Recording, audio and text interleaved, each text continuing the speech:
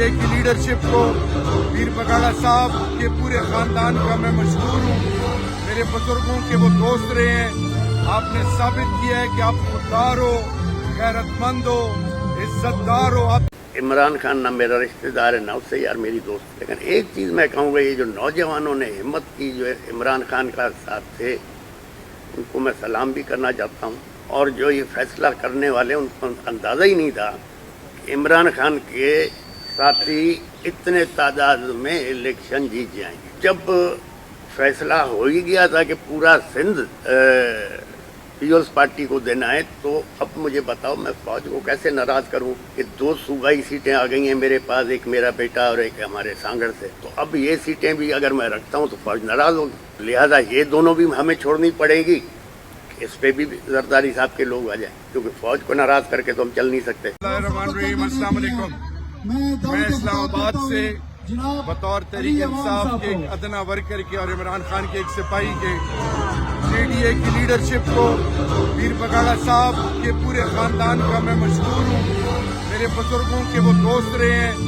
आपने साबित किया है कि आप खुददार हो, गैरतमंद हो, इज्जतदार हो। आपका खून सच्चा है, पक्का है, हलाली हैं आप। और इंशाल्लाह वक्त आएगा तहरीक इंसाफ आपको ऐसा इसका रिवॉर्ड देगी कि इंशाल्लाह लोग उसकी मिसालें देंगे। हम आपके शुक्रगुजार हैं। अल्लाह से दुआ है कि अल्लाह आपको और इज्जतों से नवाजे। फिर थोड़े दिनों के बाद फिर आया कि भाई तुम मेरे दोस्त हो, तुम्हें एडवाइस कर रहे हैं, तुम GDA ख़त्म करो, जरदारी साहब के साथ अलायंस कर लो, अपनी सीटें निकाल लो, GDA को भूल जाओ। मैंने कहा यार बात सुनो, मेरी कमिटमेंट है, मैं ये धोखा नहीं दे सकता। कहा तो फिर सुन लो, GDA के सामने 0 लिखा हुआ है। मैंने कहा अच्छा, बाकी पार्टियों के सामने? तो कहा कि MQM के सामने 15+ लिखा हुआ है। मैंने कहा 15+ क्या मतलब?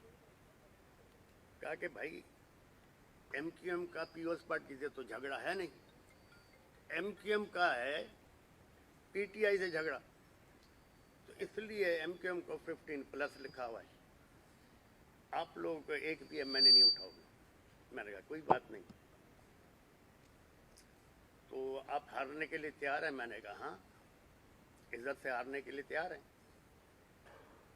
तो अब लोग कह रहे हैं RO ने ये किया, DRO ने ये किया। ये नहीं है, इस तरह नहीं हुआ है।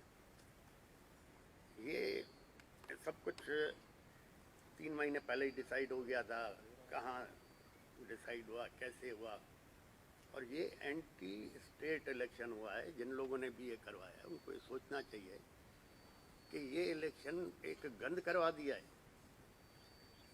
और ये इलेक्शन चलेगा कैसे आगे? तो अब मुझे बताओ मैं फौज को कैसे नाराज करूं कि 2 सूबाई सीटें आ गई हैं मेरे पास, एक मेरा बेटा और एक हमारे सांगड़ से। तो अब ये सीटें भी अगर मैं रखता हूं तो फौज नाराज होगी।